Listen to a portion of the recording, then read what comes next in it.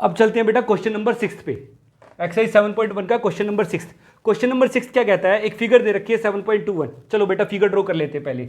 ये फिगर कुछ इस तरीके की है बेटा, ये फिगर कुछ इस तरीके की है, ये इस तरीके की कुछ फिगर है।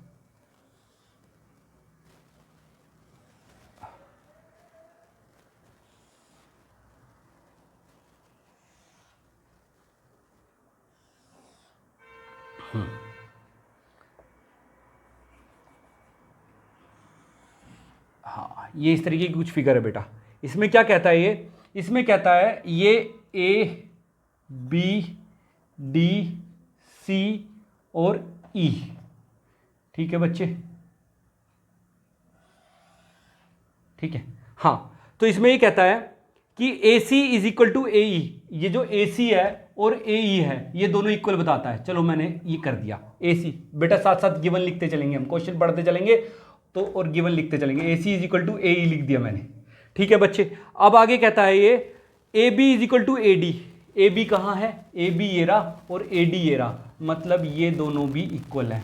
A B is equal to A D, A B is equal to A D, A B is equal to A D, ठीक है। तो मैंने लिख लिया A B is equal to A D, ठीक है बच्चे, ये भी मैंने लिख लिया। अब क्या कहता है, angle B A D is equal to E A C, B A D ये वाला angle is equal to E A C ये वाला एंगल, ये दोनों भी इक्वल दे दिए। तो मैंने लिख लिया B A D is equal to E A C, ठीक है बच्चे, ये दोनों एंगल भी इसने इक्वल कह दिए। Show that B C is equal to D E, B C B C is equal to D E. अब शो करना है हमें, मतलब टू प्रूव क्या है, टू प्रूव क्या है, B C is equal to D E, ठीक है बच्चे, B C is equal to D E. अब देखो बेटा जी, अब इस तरह के क्वेश्चन में जब भी हमें क्या है, यहाँ पे दो साइड्स इक्वल प्रूव करनी है, तो बेटा जी हमें अभी तक क्या है, सीधा डायरेक्ट कॉन्ग्रेंट प्रूव करने के लिए दिए थे ट्राइंगल्स, अब साइड इक्वल प्रूव करनी है। तो बेटा जी साइड इक्वल प्रूव करने के लिए हम क्या करते थे, पहले कॉन्ग्रेंट ट्राइंगल प्रूव किए और उसके बाद बाय सीपीसीटी से हम उसके ट्राइंगल या एंगल को बाय उसकी साइड्स या एंगल्स को हम इक्वल प्रूव कर रहे थे, ठीक है। अब की बार हमें उसने कॉन्ग्रेंट प्रूव करने के लिए ट्राइंगल नहीं दिया, डायरेक्ट क्या दे दी, साइड दे दी। तो बेटा जी अब हमें ट्राइंगल ढूंढने पड़ेंगे कि हमें कौन से दो ट्राइंगल ऐसे हैं जिनको अगर हम कॉन्ग्रेंट प्रूव कर दें तो ये साइड अपने आप इक्वल हो जाए। तो बेटा जी अब दिमाग लगाना है इस फिगर से हमें ट्राइंगल ढूंढने में, ठीक है।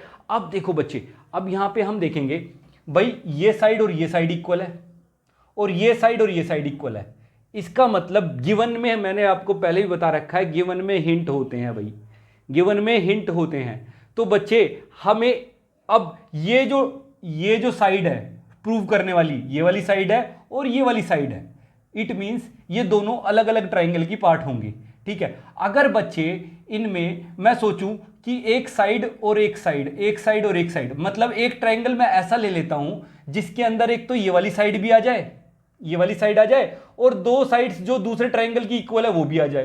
तो बेटा ऐसा ट्राइंगल कौन सा बन रहा है हमारा, ए बी सी, ये वाला ए बी सी। इसमें क्या है, एक साइड ये वाली आ रही है, एक साइड ये वाली आ रही है और ये जो रिक्वायर्ड जो हमें इक्वल प्रूव करनी है वो वाली साइड भी आ रही है, ठीक है बच्चे। तो मैं क्या करूंगा, पहले प्रूफ में क्या लिखूंगा, ये वाला triangle, in triangle A B C, और दूसरा ट्राइंगल मैं लिख लूं ए डी ई। कौन सा, ए, देखो बेटा A B C A D E and triangle A D E. इस ट्राइंगल ए डी के अंदर हमारी एक साइड ये वाली आ गई, एक साइड ये वाली आ गई और ये वाली साइड भी आ गई डी ई, जो हमें इक्वल प्रूव करनी है किसके, बी सी के, ठीक है बच्चे। तो बेटा जी इस तरीके से थोड़ा सा दिमाग लगाना पड़ा इसमें मुझे, ठीक है। इसमें हमें डायरेक्ट ट्राइंगल नहीं दिए, इसमें हमें डायरेक्ट ट्राइंगल नहीं दिए, इसमें हमने ट्राइंगल ढूंढने पड़ेगी कौन से ट्राइंगल को हमने कॉन्ग्रेंट प्रूव करना है। अब बेटा जी कॉन्ग्रेंट प्रूव करने के लिए हम सबसे पहले वही गिवन चीजें, गिवन में से क्या क्या है बेटा जी, दो साइड्स, इसकी वाली साइड और इसकी वाली साइड इक्वल दे रखी है। तो बेटा जी इसकी पहले मैं लिखूंगा ए सी is equal to A E. A सी किस ट्राइंगल का पार्ट है बेटा, इन दोनों ट्राइंगल को भी आप अलग से ड्रॉ कर सकते हो, ठीक है। चलो मैं ड्रॉ कर लेता हूं, ये मेरा ड्रॉ कर लिया मैंने, ये वाला ट्राइंगल ये मेरा ट्रायंगल ड्रॉ हो गया, ये ADE, ठीक है। और इधर से मैं ट्रायंगल ड्रॉ करता हूं, ये वाला, हाँ, ये ट्रायंगल मैं ड्रॉ करता हूं, ये वाला ABC, ठीक है बच्चे, ABC। अब इसकी जो ये वाली साइड है, देखो बच्चे, ये वाली जो साइड है, ये वाली साइड किसके इक्वल है? ये वाली साइड जो है, ये वाली साइड किसके इक्वल है? इस वाली साइड के, ठीक है, इसी के, बस तो मैं लगा रखे थे। और ये सिंगल वाला, इसकी ये वाली साइड और इसकी ये वाली साइड, ये दोनों इक्वल है, ठीक है बच्चे। तो मैंने क्या किया, AC किसकी, AC ये वाली साइड, ठीक है, किसके इक्वल है? AE के, ठीक है, ये लिख दिया, ये गिवन में था, ठीक है। अब दूसरी वाली साइड पे AC और AE को तो कर दिया, दूसरी वाली साइड कौन सी है? AD और AB, तो AB is equal to AD, ये भी क्या है? गिवन है, ठीक है बच्चे। अब मैंने आपको क्या कहा था कि कुछ कॉमन ढूंढना है, क्या कुछ कॉमन दिख रहा है इसमें?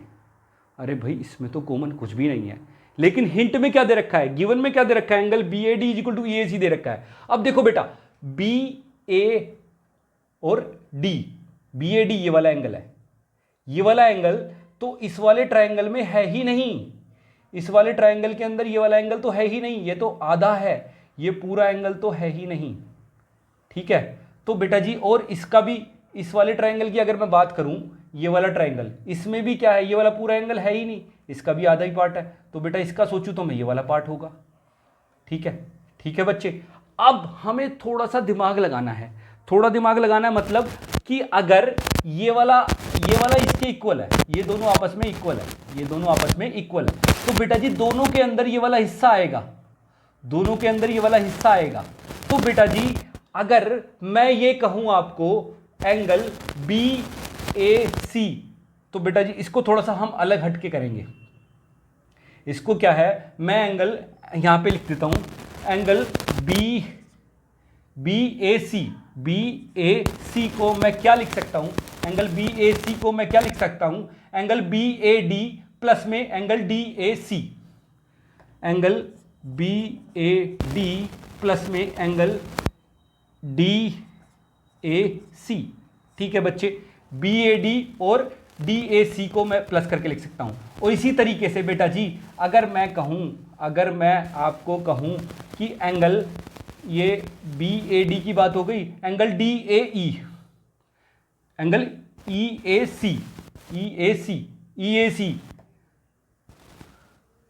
एंगल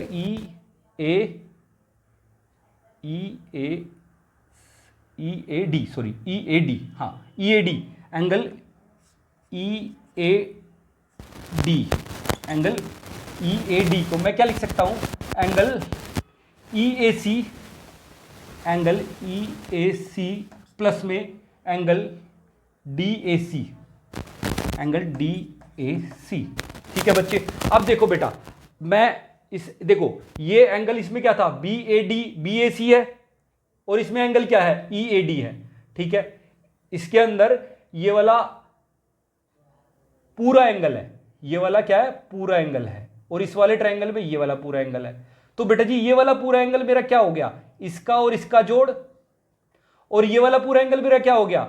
इस एंगल का और इसका जोड़, ठीक है बच्चे। अब ये दोनों एंगल आपस में इक्वल है, ठीक है, और दोनों में मैंने ये ऐड कर दिया, ये ऐड दोनों में किया ना भाई मान लिया 2 रुपए और 2 रुपए दोनों आपस में इक्वल है, और दोनों में मैंने 1-1 रुपया जोड़ दिया, तो भाई दोनों तो 3 रुपए बन जाएंगे, तो दोनों इक्वल बन जाएंगे ना बेटा जी। तो मैंने क्या किया, BAD और EAC तो आपस में इक्वल थे ही, उनमें दोनों में DAC और DAC दोनों में सेम चीज जोड़ दी, तो भी तो बेटा इक्वल होंगे। तो बेटा जी इस तरीके से, इस बात से हम कह सकते हैं कि एंगल जो BAC होगा वो एंगल EAD के इक्वल होगा। तो मैं कह सकता हूं एंगल BAC इक्वल होगा एंगल EAD के, ठीक है। ये हमने यहां पे देखा, ये हम कहेंगे प्रूव्ड, ये हमने प्रूव कर दिया, यहां पे ये हमने प्रूव कर दिया, ठीक है बच्चे। या फिर हम कहेंगे फ्रॉम इक्वेशन, इसको इक्वेशन नाम देके फ्रॉम इक्वेशन 1 एंड 2, ठीक है, इसको इक्वेशन 1 दे दो और इक्वेशन 2 दे दो, ठीक है। तो हम इसको लिख देंगे फ्रॉम इक्वेशन 1 एंड 2, फ्रॉम यहाँ पे लिखे हुए फ्रॉम इक्वेशन 1 एंड 2, ठीक है। अब बेटा EAC और BAD दोनों इक्वल दे रखे हैं, तो बेटा जी ये दोनों आपस में इक्वल हो जाएंगे, ठीक है, ठीक है। तो बेटा जी ये दोनों आपस में इक्वल हो जाएंगे, इक्वल हो जाएंगे। तो इसको ये क्या, ये प्रूव्ड कर दोगे, प्रूव्ड लिख दो इसमें, ठीक है। हमने प्रूव कर दिया, ठीक है, प्रूव कर दिया हमने, ठीक है। अब बच्चे तो ये दोनों ट्राइंगल हमारे कॉन्ग्रुएंट प्रूव हो गए, ठीक है। Therefore triangle ABC is congruent to triangle ADE, ठीक है बच्चे। अब जब ये दोनों ट्राइंगल कॉन्ग्रुएंट प्रूव हो गए, तो इनकी जो बची हुई साइड है, इसकी क्या BC और इसकी क्या BC और DE, ये दोनों भी क्या होंगे, ये BC is equal to DE हो जाएगा बाय CPCT। और बेटा जी ये ABC और ADE कॉन्ग्रुएंट प्रूव कैसे हुए हैं, बाय देखो बेटा साइड एंगल साइड से, साइड एंगल साइड से। तो यहाँ पे लिख देना बाय साइड एंगल साइड से, ठीक है बच्चे। इसी के साथ हमारा क्वेश्चन नंबर 6 भी कंप्लीट होता है बच्चे।